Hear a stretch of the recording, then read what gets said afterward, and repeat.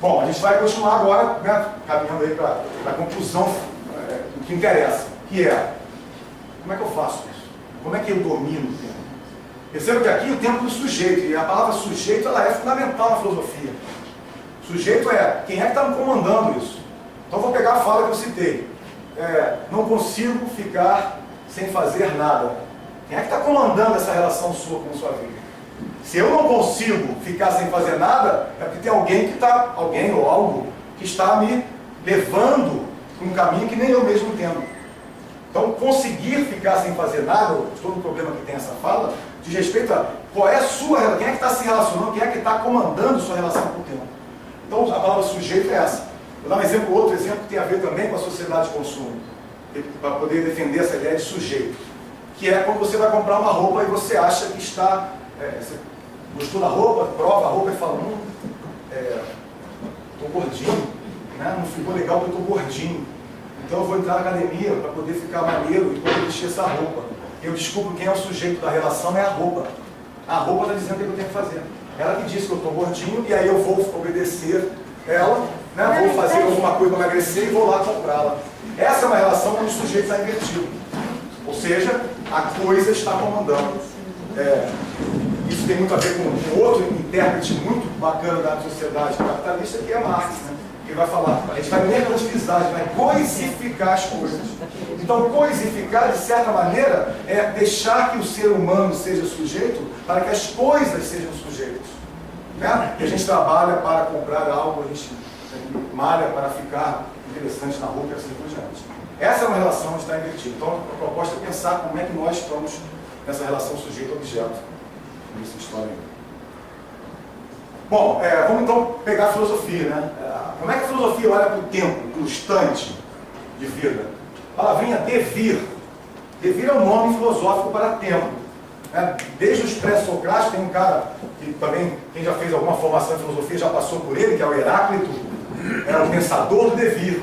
Ele fala, não se pode mergulhar 2 vezes no mesmo rio. Uma frase famosésima aí, cai muito bem no restaurante, mesa de bar, assim, você manda essa, cai bem, né? Cai bem na se impressiona. Não pode se cair 2 vezes no mesmo rio. Por quê? Nem você nem o rio será o mesmo. Porque a essência do mundo, a unidade da existência é o devir. Ou seja, as coisas estão mudando o tempo inteiro. Não existe algo que seja estático, no sentido de continuar do mesmo jeito. Esse é o Heráclito falando. E perceba que a surpresa, não o Heráclito agora, mas do Calvin, olha o olhar da criança para o tempo. Né? Gosto muito dessa tirinha. Então está ele falando com um tigre imaginário, amigo imaginário dele lá. Fala, quer ver uma coisa estranha? Olha, você coloca o pão nesse buraco e empurra para baixo essa alavanca. Aí, em alguns minutos, a torrada sai voando. Aí o tigre fala, uau, para onde o pão vai? Não é estranho? Para onde o pão vai? Perfeito. Se você não tiver uma coisa chamada memória, que isso o Agostinho fala que é a distensão da alma, você não conecta os dois. Né? Você não conecta os eventos. Nós estamos aqui há quanto tempo? Cerca de 1 hora, digamos.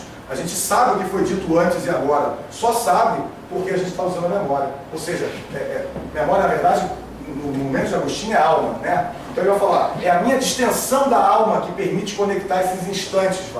Porque sim, eu vivo no instante. O instante, como a gente viu, é algo comprimido entre 2 nadas.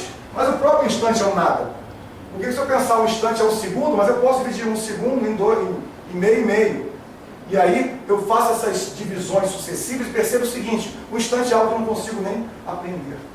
Então, na verdade, o instante é uma fronteira móvel entre o que eu lembro e o que eu espero, entre o que passou e o que vem.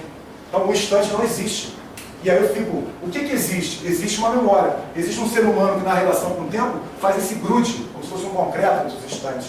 Eu gosto de pensar de maneira, talvez mais fácil, pensar no filme.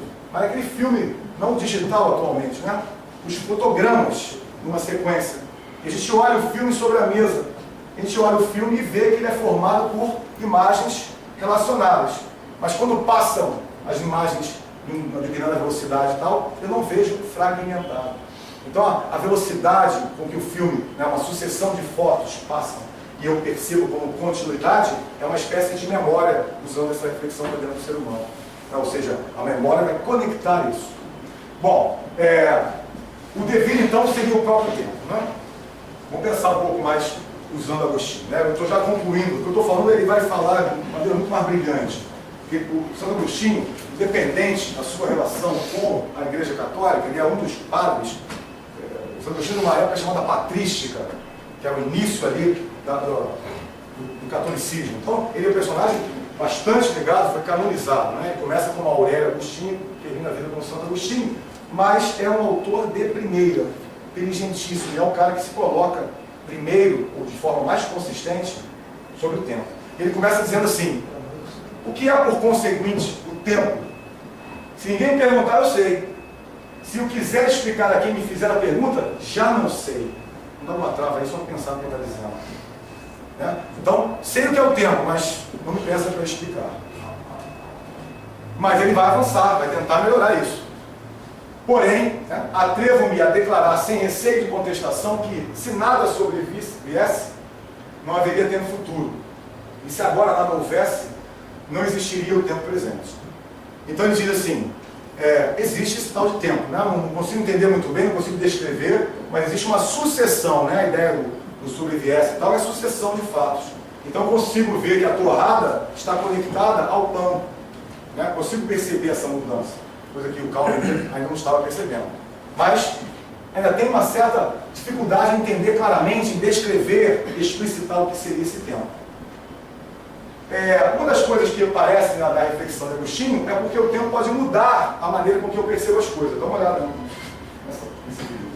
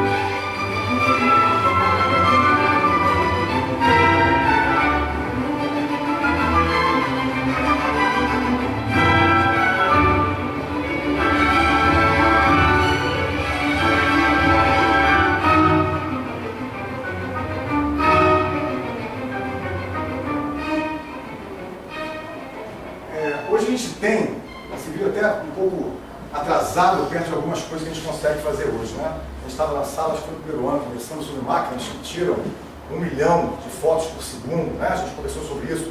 E aí, a gente viu até também um vídeo lá da NASA, o cara mostrando, e aí você consegue perceber coisas que, na sua observação direta, você não perceberia.